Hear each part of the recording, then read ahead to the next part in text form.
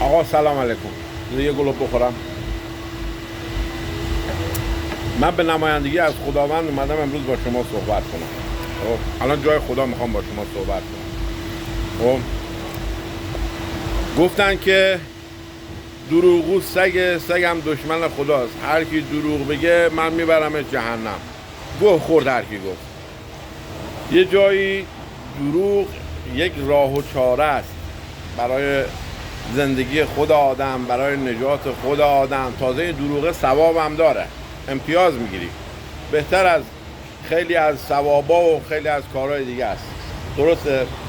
آقا همونجوری که به خودتون دروغ میگید آقا من نمیتونم از پس این کار بر بیام، من نمیتونم این کار رو انجام بدم، من قادر و توان اینو ندارم مثلا پیشرفت کنم در زندگیم. خب بیاید این دروغ رو برعکس کنید، بیاید به خودتون دروغ بگید که من میتونم، من این قدرت، این توان رو دارم که این کار رو انجام بدم، از پس زندگی خودم بر بیام، نمیدونم من آدم قوی هستم. خب اون چیزی که در تصور شما واقعیت داره و میتونید انجام بدید و به خودتون به دروغ تحمیل میکنید که من نمیتونم، من مریضم، من نمیدونم حالم خراب و اینا، بیاید اینو برعکس کنید، به دروغ بگید من میتونم.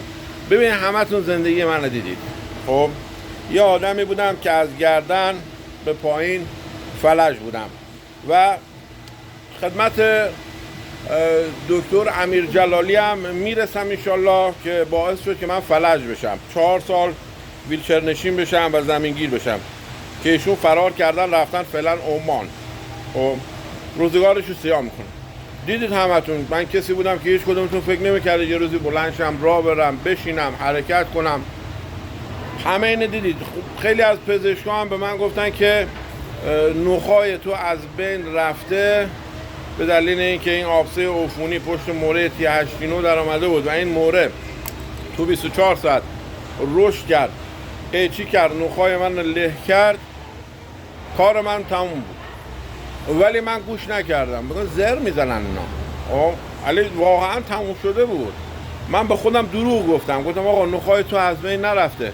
خب تو میتونی، چون تو سالم بودی تا اینجا اومدی، الان ناقص شدی، میتونی دوباره بلند شی. خب و امروز دارید میبینید بعد 4 سال به لطف خدا از رو ویلچر بلند شدم، دارم راه میرم، دارم کار انجام میدم. حالا یه هفته 10 روز با کامیون دارم میرم سفر، کار میکنم و این دروغه باعث شد که چی؟ من پیشرفت کنم، من برگردم به زندگی. یک کسی که زمانی که با پزشک شما صحبت کرده بودم گفته بود که جزء 1% بیماران آسیب نخایی که تو دنیا تونسته برگرده، اصلا این یک چیزی امکان نداشت و یک معجزه بوده.